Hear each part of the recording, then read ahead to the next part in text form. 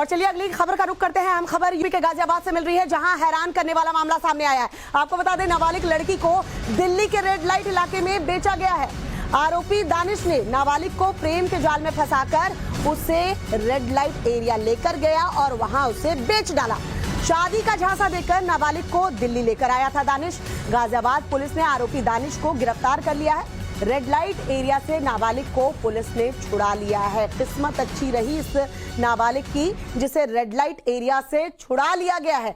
कैसे पुलिस वहां पर पहुंची और कैसे उसे छुड़ाया गया, ये वाकई में उसकी किस्मत की बात है। लेकिन ये इस शख्स को देखिए, दानिश नाम का ये शख्स कैसे एक नाबालिग को पहले प्रेम जाल में फंसाता है, उसे दिल्ली लेकर आता है, रेड लाइट एरिया में लेकर जाता है और उसे बेच डालता है। घटना गाजियाबाद के ट्रॉनिका सिटी इलाके की बताई जा रही है।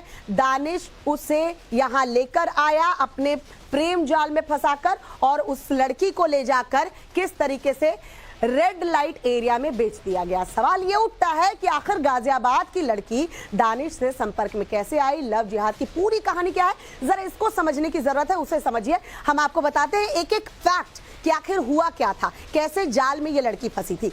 लड़की का मेरठ दरअसल आना जाना था, अपने रिश्तेदार के यहाँ आती जाती थी। मेरठ में उसके रिश्तेदार रहते थे। नाबालिग की दोस्ती मुस्लिम लड़की से हुई। दानिश मुस्लिम लड़की का भाई है। दानिश की नाबालिग से बात होने लगी, नाबालिग और दानिश की दोस्ती हो गई। दानिश ने नाबालिग को प्रेम जाल में फंसाया, भरोसे का उसका फायदा उठाया और किस तरीके से देखिए प्रेम जाल में फंसाकर दिल्ली लेकर आया और इसको रेड लाइट एरिया में जाकर इसने बेच डाला। मतलब मेरठ आना जाना इस नाबालिग लड़की का था। एक मुस्लिम लड़की दोस्त बनती है, उसका ये भाई होता है और देखिए किस तरीके से इसने भरोसे का फायदा उठाकर उसी लड़की को बेच डाला जिससे ये प्यार करता था और कहता था उसके कि मैं तुम्हारे साथ आगे भी निभाऊंगा। उसको बेच डाला। पुलिस का पूरे मामले में क्या कुछ कहना है, पहले वो सुनिए। देखिए, थाना ट्रोनिका सिटी कमिश्नरेट गाजियाबाद में पुलिस को ये सूचना मिली थी कि एक नाबालिग लड़की उसको एक युवक उसको बेला फुसला कर ले गया है। इस क्रम में तत्काल मुकदमा पंजीकृत करके पुलिस टीम बनाकर उस लड़की की तलाश की जा रही थी। इसी क्रम में पुलिस को जो उनकी मोबाइल लोकेशन और अन्य सूत्रों से पता चला, तो उसमें एक अभियुक्त जिसका नाम दानिश है उसको पुलिस ने गिरफ्तार किया है और साथ ही उस लड़की को भी बरामद किया गया है। लड़की की किस्मत अच्छी रही कि रेड लाइट एरिया से उसे छुड़ा लिया गया है। गाजियाबाद की वारदात के बाद पुलिस मामले की जांच में जुटी है और गाजियाबाद से लेकर दिल्ली तक मामले को खंगाला जा रहा है। लेकिन पुलिस के पास कई सवाल हैं जिसके इर्द गिर्द उनकी पूरी जांच घूम रही है। वो सवाल क्या है, वो दरअसल आपको बताते हैं कि क्या दानिश का आपराधिक रिकॉर्ड क्या है। दानिश क्या पहले भी अपराध में संलिप्त रहा है? कोई पुराना आपराधिक रिकॉर्ड तो नहीं। रेड लाइट एरिया से संपर्क में आखिरकार दानिश कैसे आया? संपर्क का कोई पुराना रिकॉर्ड तो नहीं, यानी पहले भी किसी तरह से लड़कियों को ले जाकर वहां बेचा तो नहीं है इसने। दानिश ने रुपयों के लिए लड़की को किसे बेचा? दानिश ने किसके साथ डील की थी?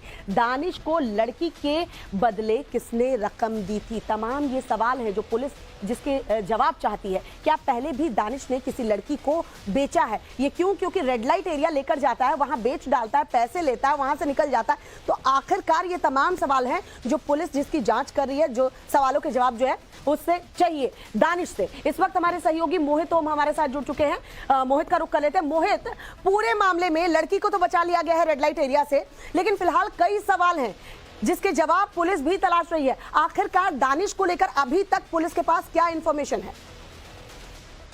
दानिश को लेके अभी उसका कोई ऐसा हिस्ट्री रिकॉर्ड नहीं निकला है, उसका पास रिकॉर्ड नहीं है क्रिमिनल। लेकिन दानिश के जो फोन डिटेल्स हैं उसको लगातार पुलिस खंगाल रही है और इन्हीं फोन डिटेल्स की वजह से दानिश तक पुलिस पहुंच पाई थी, क्योंकि पता लगा था कि जो आखिर किसके संपर्क में वो लड़की थी, तो पता लगा था दानिश मेरठ का रहने वाला। जब उसको दानिश को वहां से गिरफ्तार किया गया तो अब उसके सीडीआर निकाले जा रहे हैं कि किन लोगों के संपर्क में था।